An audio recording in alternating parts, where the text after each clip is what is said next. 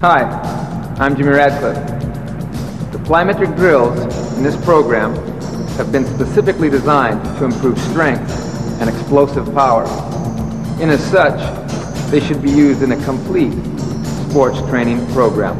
The floor kip drill exercise is especially applicable to gymnastics, wrestling, weightlifting, and springboard diving. Sit with the legs together. Roll backward, bringing the feet past the head as in a reverse somersault. At the same time, place the hands, palms down and fingers extended, on each side of the head. Now rapidly extend the legs upward and forward while pushing against the floor with the hands. Extend the hips and arms forward, flexing the legs and bringing them under the body in anticipation of the landing. Land in a semi-squat stance. The horizontal swing drill is excellent for developing torso power and applies to baseball, golf, hockey, football, swimming, shot put, discus, and hammer throws. You'll need a 15 to 20 pound dumbbell, kettlebell, handled medicine ball, or similar weighted object for this exercise. Place the feet and hips square with the body in a comfortable stance. With the arms extended and elbows slightly bent, hold the dumbbell at chest level with both hands.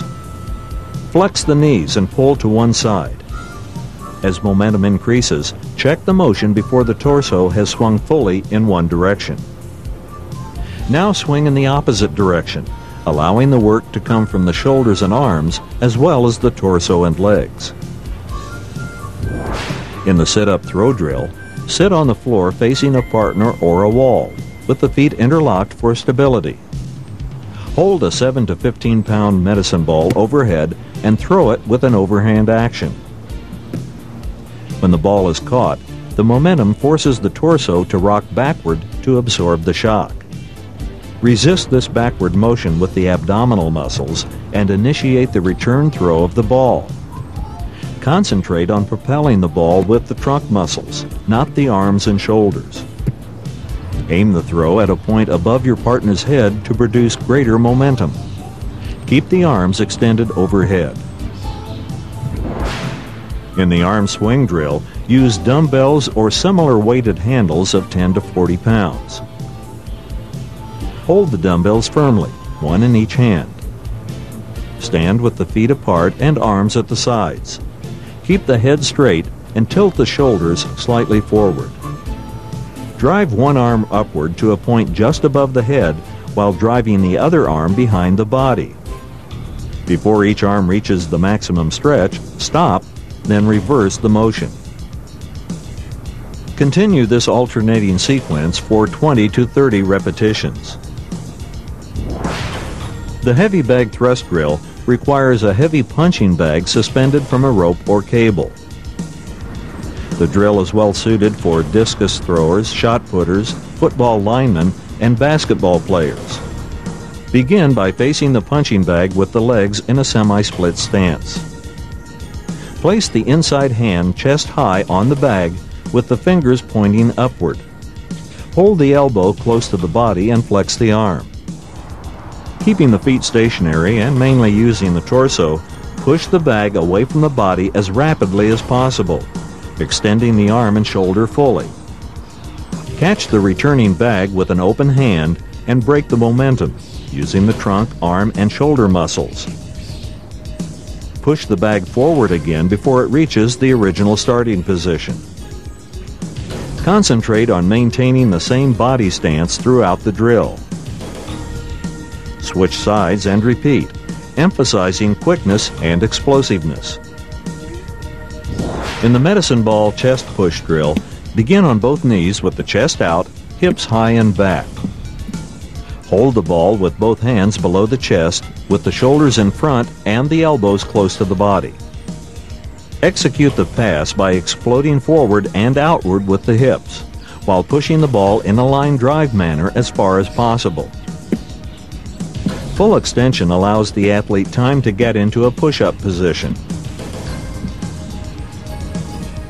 In the medicine ball overhead throw drill, kneel on both legs with the ankles relaxed and the toes back. Begin the pass with a forward thrust of the hips, followed by a whipping action of the upper torso and a flexing at the waist. Keep the arms relaxed and the elbows slightly flexed. Lead with the chest and follow through with the shoulders, elbows, and wrists.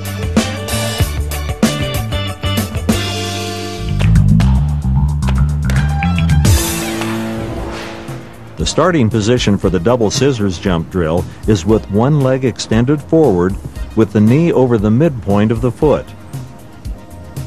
The other leg is back, with the knee bent underneath the line of the hips and shoulders. Once you reach the apex of the jump, attempt a complete cycle of the legs, landing with them in their original position. The jumper must remember to maintain an excellent shoulders above hips posture. For the single leg stride jump, you'll need a long, sturdy bench, rectangular box, or a row of bleachers or stadium steps. Stand to the side and at one end of the bench. Place the inside foot on top of the bench and hold the arms downward at the sides. Begin the exercise with an upward movement of the arms. Then, using an initial push from both legs and using the inside leg for power, jump upward as high as possible. When progressing to multiple jumps, move slightly forward down the bench. Repeat the action as soon as the outside leg touches the ground. Use the inside leg for power and support, allowing the outside leg to make minimal contact with the ground. Once you reach the end of the bench, turn around, reverse the leg positions, and repeat the sequence. Remember to attain full height and body extension with each jump. For the stride jump crossover drill, you'll need the same equipment used in the single leg stride jump. Begin by thrusting the arms upward and jumping as high as possible. The body should move over the bench and slightly forward, with the driving leg touching the ground on the opposite side of the bench and the trailing leg landing on the bench. The quick leap drill is useful in volleyball, football, basketball, platform diving, and weightlifting. With the feet together, assume a semi-erect position, facing a box 12 to 24 inches in height, about an arm's length away. Keep the arms at the sides and slightly bent at the elbows.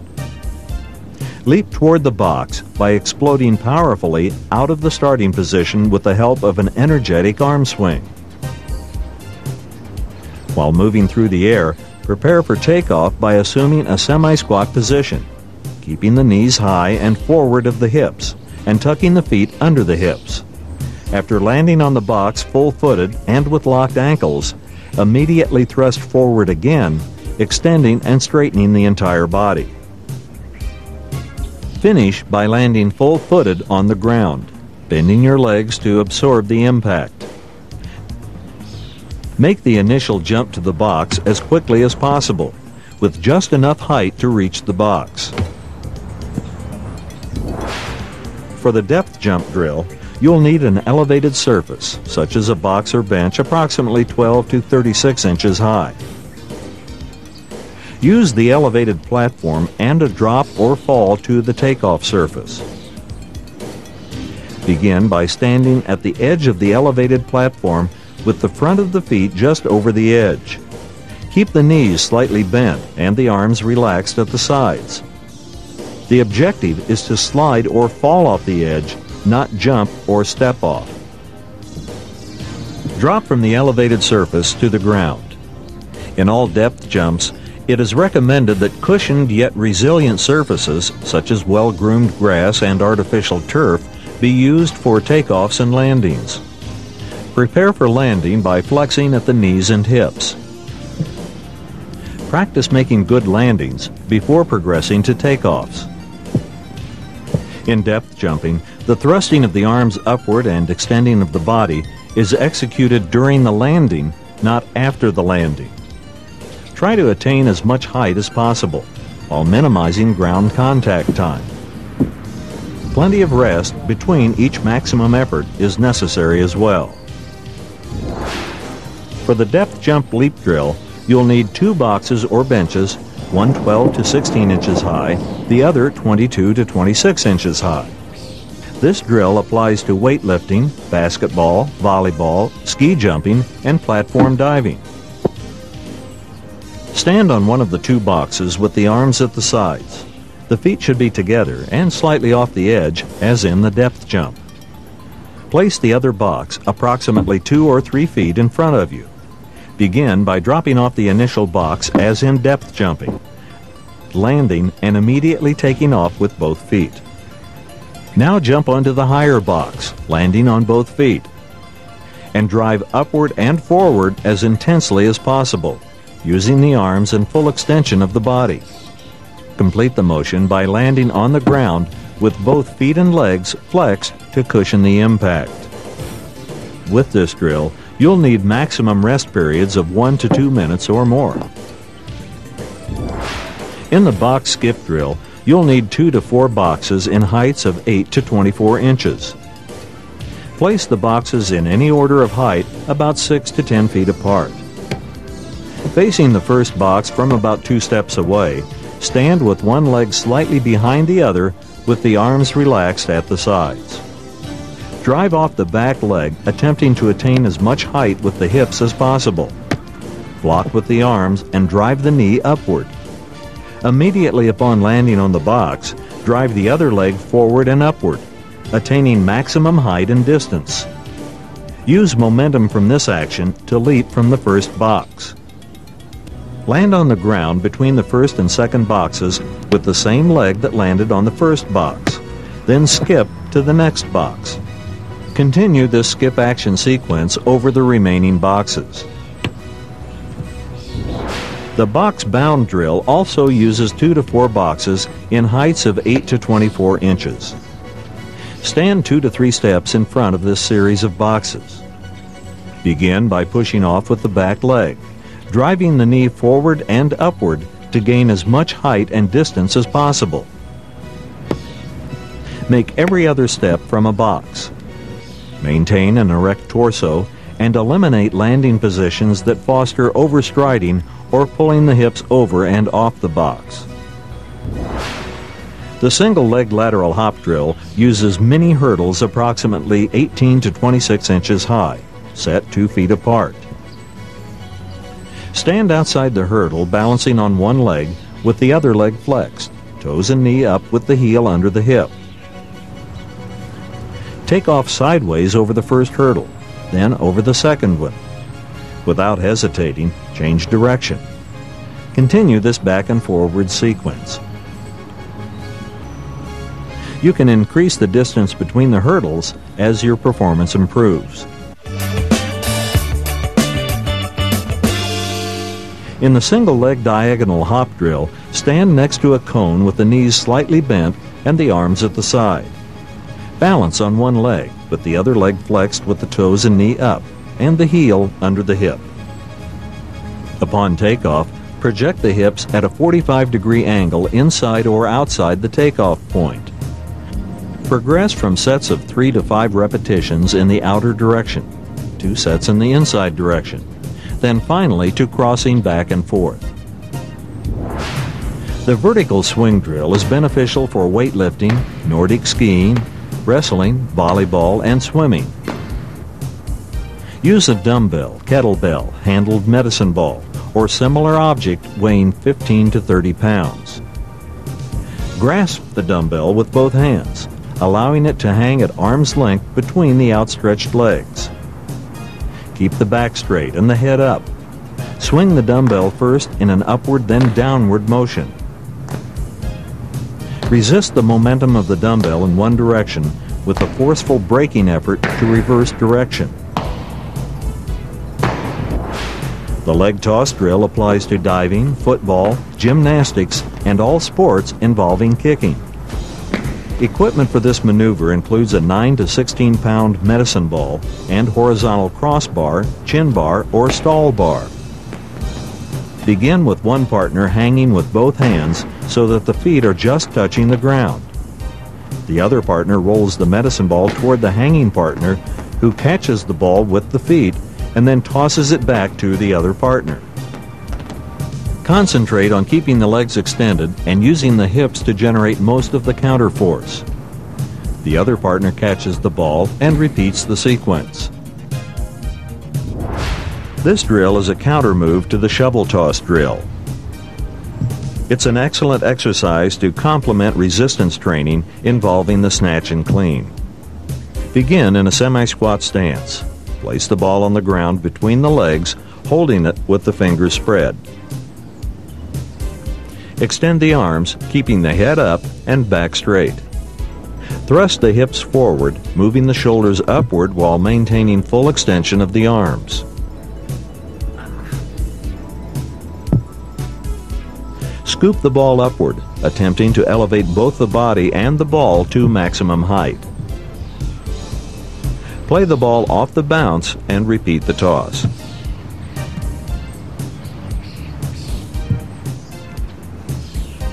This multiple response progression involves catching the ball before it hits the ground and repeating the toss. The multiple hops to overhead throw drill begins with the ball held between the legs and the athlete in a semi-squat position. Extend the arms and keep the head up and the back straight. Jump forward for 1 to 2 yards. Upon landing, position the hips over and slightly behind the feet.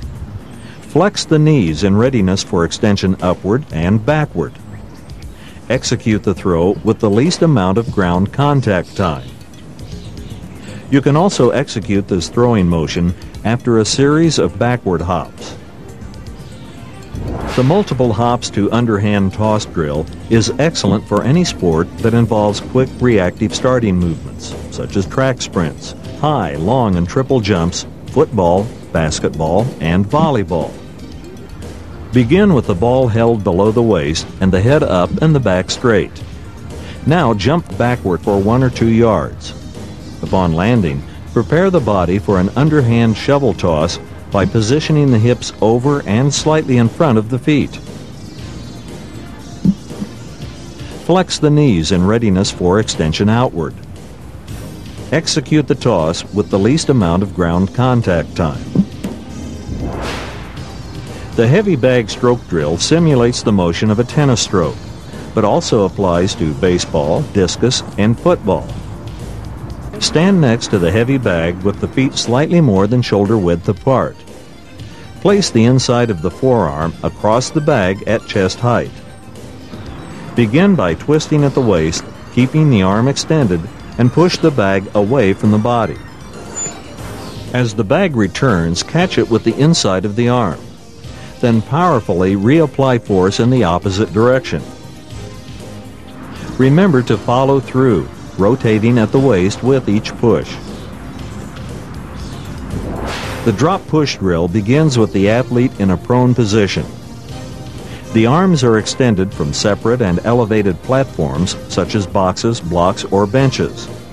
Start by dropping from the raised platforms and landing with a strictly maintained posture, cushioning the landing by giving at the shoulders and elbows.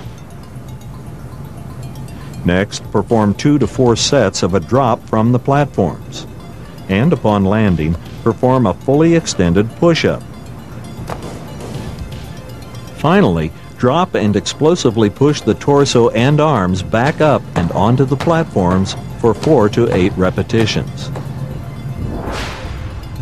The medicine ball overhead throw drill begins with the feet together, evenly balanced. Throw the ball with the knees flexed, followed by a hip thrust, torso whip, and follow-through, allowing the body to be slightly off the ground. Here are some basic guidelines for creating a 12-week sports training program. For each week, spread all of the high-powered plyometric exercises over 2 days, separated by 1 or more rest days. This is necessary for proper recovery of muscles, ligaments, and tendons. Depending on your strength and fitness level, try to do 2 sets of each exercise with 5 to 10 repetitions in each set. Begin your sports training program with foundation exercises for the first 3 weeks. At week 4, gradually begin adding the more intense power building exercises, while at the same time reducing the number of foundation drills. Here you can incorporate power building exercises that are appropriate to your sport. For example, basketball and volleyball players seeking to increase their vertical jump could select lower body power building drills, such as the knee tuck jump, angle hop, and lateral stair bound. At 9 weeks, athletes should begin to use high-intensity exercises in their workouts. Drills such as double scissors jumps, quick leap, and box-bound drills would be selected to develop explosive jumping power. Continue with these high-intensity drills until the completion of the training program.